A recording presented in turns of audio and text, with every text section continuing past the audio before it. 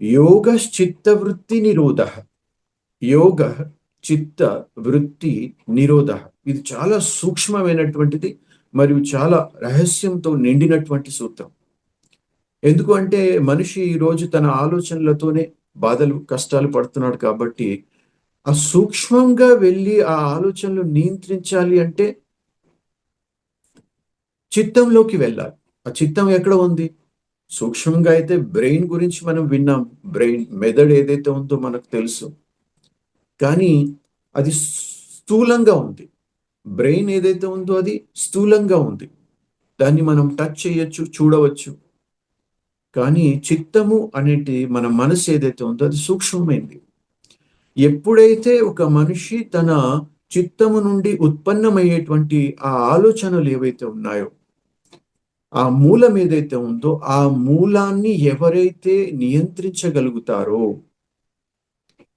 వారే యోగం ద్వారా తమను పూర్తిగా పరిశుద్ధపరచుకోగలుగుతారు.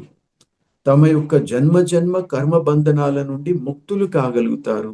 దానినే యోగ చిత్త వృత్తి నిరోధ.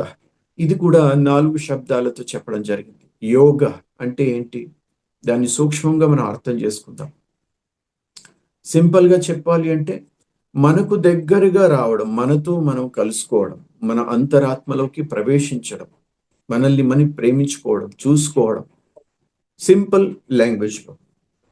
దీన్ని మనం చూసుకున్నట్లయితే, అభ్యాసం చేసినట్లయితే చిత్తంలోని పడి ఉన్నటువంటి ఆ నెగెటివ్ ఎనర్జీ ఏదైతే ఉందో అవి ప్రతి క్షణం చెప్పుకున్నాం కదా! ప్రతిరోజు ఒక మనిషి మనసులో 60,000 ఆలోచనలు ఉత్పన్నమవుతాయి. ఆ ప్రతి ఒక్క ఆలోచనలో ఎంత శక్తి ఉంది అంటే, ఆ ఒక్క ఆలోచనతో మన జీవితాన్ని పూర్తిగా మార్చేసుకోవచ్చు. అటువంటి శక్తి ఉంది. అయితే చిత్తములో ఉత్పన్నమవుతున్నటువంటి ఆ ఆలోచనను నియంత్రించగలగాలి. యోగ చిత్త వృత్తి నిరోధ.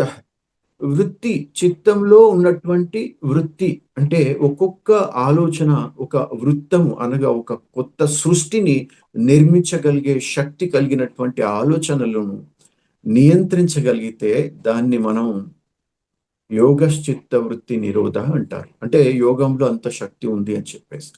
అయితే ఇప్పుడు మనం బాహ్య ప్రపంచాన్ని, మన పరిస్థితుల్ని మార్చుకోవాలి. దానికోసం మనం నిన్నటి వరకు అర్థం చేసుకున్నది ఏంటి అంటే, మన యొక్క ఎనర్జీ ఏదైతే ఉందో అదంతా కిందకి వచ్చేసింది కాబట్టి, ఆ ఎనర్జీని పైకి తీసుకువెళ్ళాలి. దానికోసం 2 ప్రపంచాలను మనం చాలా స్పష్టంగా